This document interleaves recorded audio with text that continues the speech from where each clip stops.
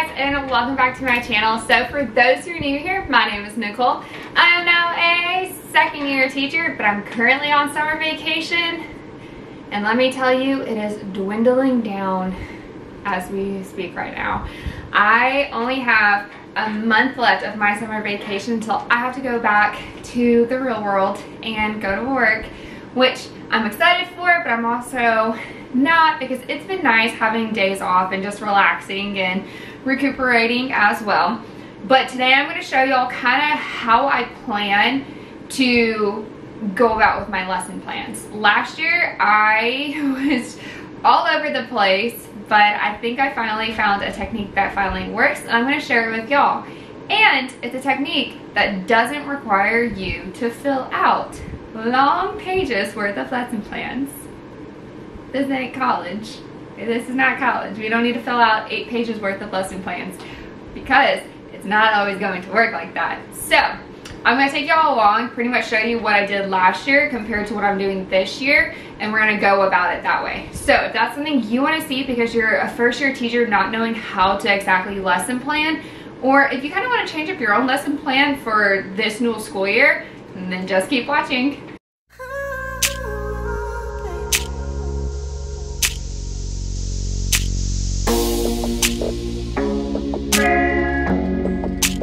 So last year I had the Happy Planner Teacher Planner, and I really liked it. I especially liked that it had these rings. It became a problem at some point in time just because like it would get caught in the littlest things, but I was able to use the front and back cover and just put in new sheets, and I really liked that a lot because I'm not having to buy like a whole entire new planner again. The other thing I really liked about this is because it had, let me show y'all. Not only did it have the monthly calendar, but when you went to your weekly calendar, it had it cut off, which I'll show y'all an up close version as well. So pretty much how I separated it was we had 7 boxes for Monday. I don't have 7 subjects. So how I did that was I did my first math class, my homeroom class, and then I had pride time.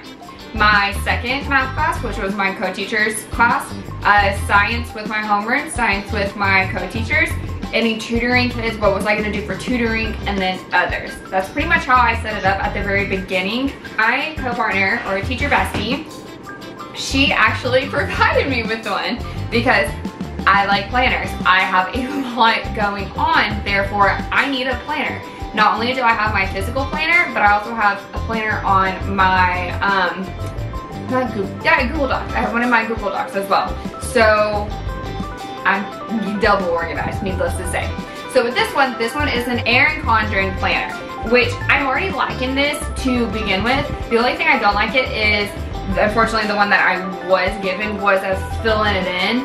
And I kind of messed up on a couple of the days, so I had to go back in and like redo it all. So with this one, I'm currently using in the summer because I still have a lot going on. So let's flip it to August. So when I first started doing this, so we started August 11th. Yeah, so we started August 11th. So how I'm doing this is, instead of having math 1 and math 2, I'm just gonna have math. That's it. I don't need to separate with what I'm gonna do with my homeroom class compared to my other class. Same with science. Having it as 2 before kind of made it more chaotic, especially since I was rewriting things that I already had written down. Wasting my time, not really liking it. So I have math, science, pride, anything I need to do with social media, and then others. Like, do I have tutorials, meetings, anything like that. Okay, so each day we will always have a concept. So again, it starts with concept 1 for Monday. It's always 1 for Mondays. You have your problem solving 1, which is again your word problem, and the students identifying what they need to do. So the process. Skills is when they hook back information, basic facts, centers, and a foldable. Science, for some reason I'm not seeing my science right now, so I have to go back and look for those. So pretty much Monday through Thursday is the same. They have a warm-up and they have an exit ticket to do. However, I didn't have enough space to write it. For Friday, that's when they do their week 1 assessment. They have to turn in their basic facts, and then when they're done with everything else, they can do an early finisher activity, such as our math menus. For Pride time, and again, these are my centers, so they have to spin and roll, roll and make, write. They can do Education Galaxy. They'll be at the teacher table with me or working on their basic facts.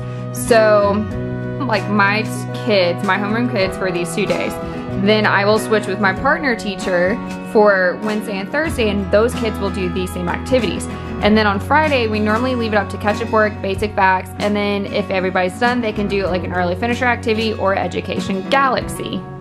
So that's pretty much how I'm setting it up. I will have to show y'all again how I'm doing science because, hello, I am the Miss Frizzle. I love science, therefore I'm going to do so much hands-on activities with them. Okay, so this is what my online template looks like. I have Monday, Tuesday, Wednesday, Thursday, and Friday with my whole group section, my small group, and then my center work as well. So let's see if I can zoom in. Here we go. All right. So for Monday, again, I'm going to review place value with the students. This is the skill they're supposed to know from 2nd grade, so that's what we're going to see what exactly they need to like be put into place, if like we need to review more or if they're really good on some concepts. We do have a warm-up, which I will show you the template for that. The concept one, I didn't really have to create anything for it because my curriculum already has everything for me. And then we are going to do a foldable. I am incorporating a math interactive notebook this school year, so we'll see if that is something that does work for my students. So again, this is going to be about 30 minutes worth of my block.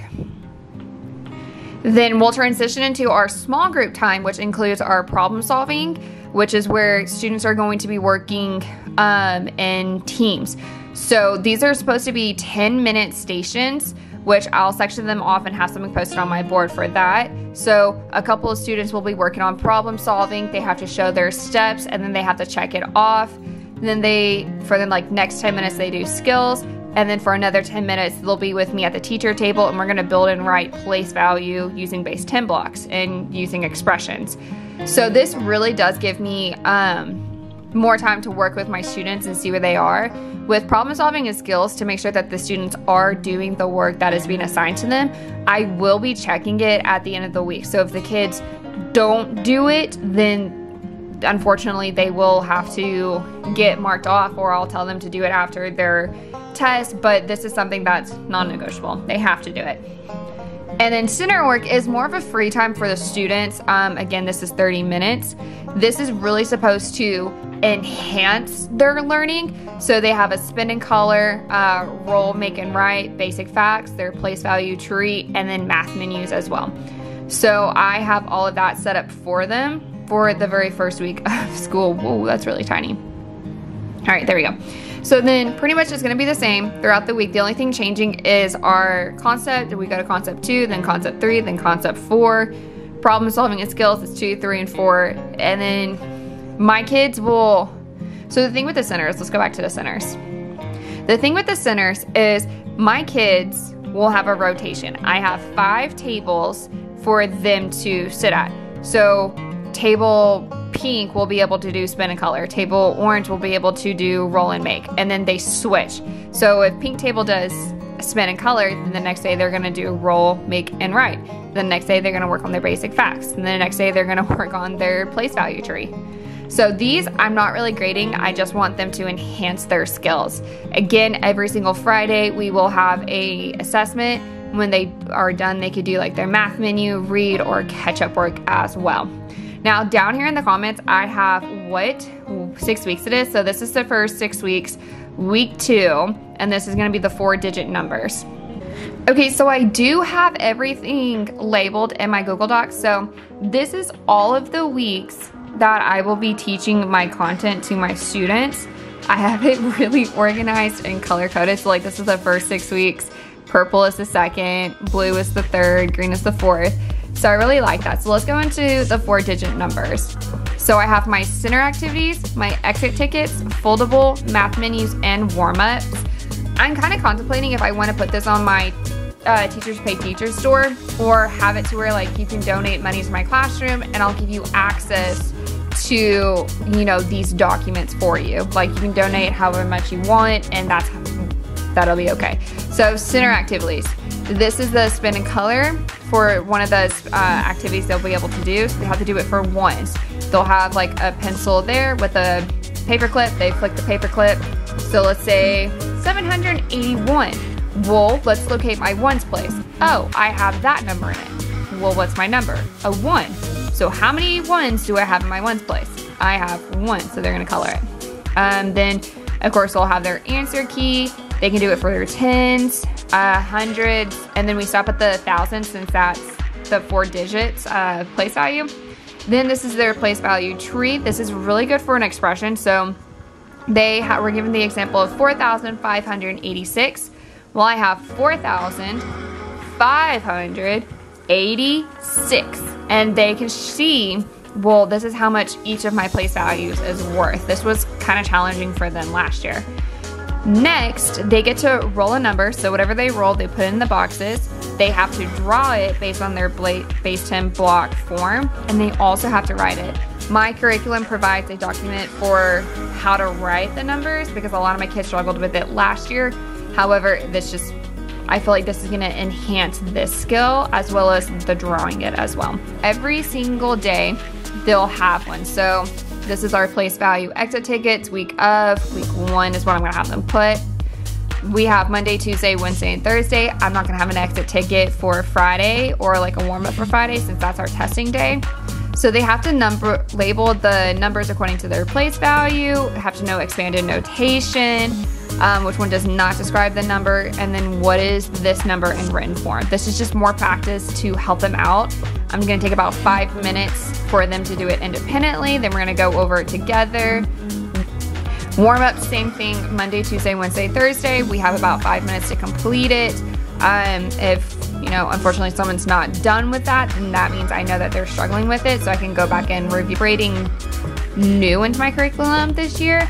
I really love this. So it's like, make a list. Make a list of how many ways you can write a number. Design a poster. Well, here's my problem. What's the error? You need to explain it, and then they need to solve it the correct way. The word web. How many ways can you write a number? Draw it out. Let's draw this out in base 10 block form. And then solving a problem. Well, what are my steps to solve it? Here's your workspace, and then let's write down our final answer. I really love this. It's for really my GT kiddos, and it's for my early finishers as well. And then lastly, this is the foldable that's gonna go inside of their interactive notebook. So this is the place value chart that they will have. And then here's the different ways for them to write the number as well. Okay, so hopefully that was very insightful and kind of helped you understand a little bit of how I lesson plan. I wish I can show y'all some science lesson plans. Unfortunately, I just don't have access to it. So hopefully I can do a part 2 to this video because that'd be really awesome because science is my forte. I love science. I brag that I could be, the modern day Miss Frizzle. So I'm gonna show y'all a little bit of part 2 of how I do my science lessons as well. So that's pretty much it for math. I've spent a good couple of days working on this. Let me know down in the comments below if you think I should put this in my Teachers Pay Teacher store, or if I should do the donation of you can give me however much you want and then I'll give you access to it. I really like that way better because I think it will benefit a lot more people, but hey, I could be wrong. But I will link down below the planners that I have. I'll try to find one for the Erin Condren. It's a couple of years old, so I don't know if it's still available, but I'll try to find something similar to it. But for now, we're just gonna take the next couple of minutes to really focus. If you are watching this video and you are a teacher and trying to get stuff done, work with me. I'll keep playing this for a couple more minutes, and then let's just get some work done together. Let's be proactive. Let's really make this next school year one that is organized, productive, and well efficient. So let's go ahead and get to work and let's help our students grow this year. I'm knowing things are going to be more rigorous, especially with our standardized testing. So I live in the state of Texas. We take the STAR test, and I know it's going to be more rigorous this year. So I'm definitely trying to prepare my students now for it so they can have the skills to be successful on their test. So let's think about our kiddos, but let's also think about our mental health. If we can take a little bit of time out of our day right now, that's going to save us so much stress during the school year itself, because we have time now. In the school year, we won't have time because we'll have 5 million other things on our to-do list to do. So I'm encouraging y'all to take 5 minutes out of your day to sit down, focus, and get stuff done. So grab a coffee, grab a tea, grab a Dr. Pepper, grab whatever beverage you want. But also grab your computer and a notebook or your planner and some pens, pencils, highlighters, anything you think you might need, and let's get down to business.